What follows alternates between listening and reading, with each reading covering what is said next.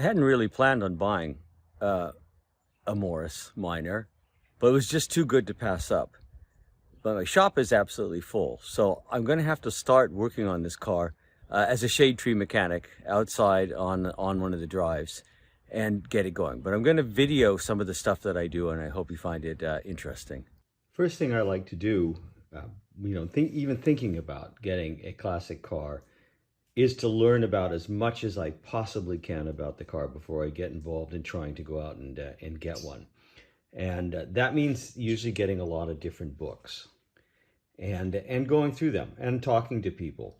Now, here's a few things that I find really, really helpful. For some of the English cars, you can get these little buyer's guide, essential buyer's guide, and this one's pretty good for the Minor 100. It's got some stuff in it that you would do for any car you bought, whether it's a Morris or an MG or a Jag, whatever. But it does have some pretty good tips which are exclusive to, for instance, the Minor. I find these books, the original books, series of books, to be really, really useful. This is the original Morris Minor here. It's by Ray Newell, and it's a really, really excellent book, an excellent, excellent guide. You can get these for MGs and all sorts of different cars, and I find them really, really useful, particularly if you're trying to strive for originality and learn about the car.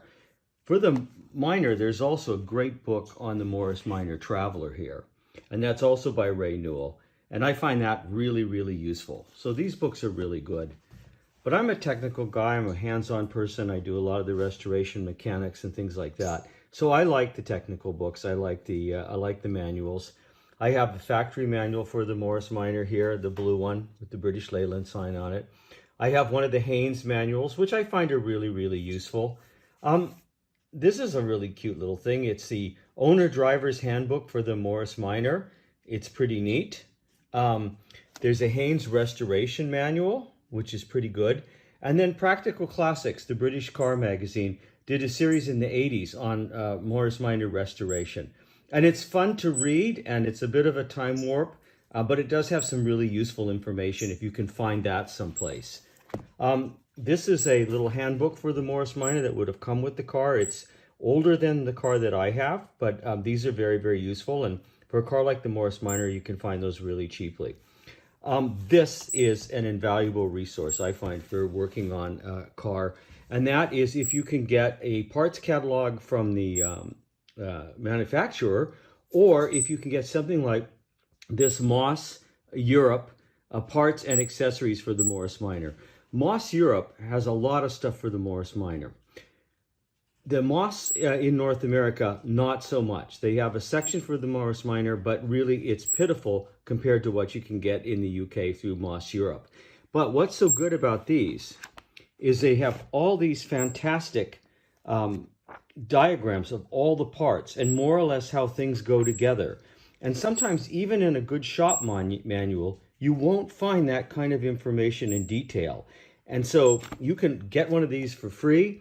They're really, really useful guide. So I find that having a collection of these things is a really, really important way to start off your restoration. So where do you start with an engine like this? Hasn't been run for years, maybe decades. You don't know much about it. You don't know how it was treated. You don't know what's in there. Well, I like to take it kind of slow when I have something like this in front of me. I like to start off by pulling those spark plugs and spraying some PB Blaster into all the cylinders. I'm going to leave it in there for about a week just to make sure if there's any rust around the rings, it kind of takes care of it, loosens it up. Pull the valve cover. I see what that looks like. Is it rusty? Does it not look rusty? I add some Marvel Mystery Oil. Try to get things loose. Clean the carbs, and I pull the carb bowl on these SUs. Make sure that that float is moving, the needle valve is loose, so that if I turn on the fuel pump, I'm not going to have fuel running all over the place because the needle valve is open. Now with the little Morris, when I added some antifreeze to it, I found that liquid was coming out like crazy through the water pump. So I knew I had to stop.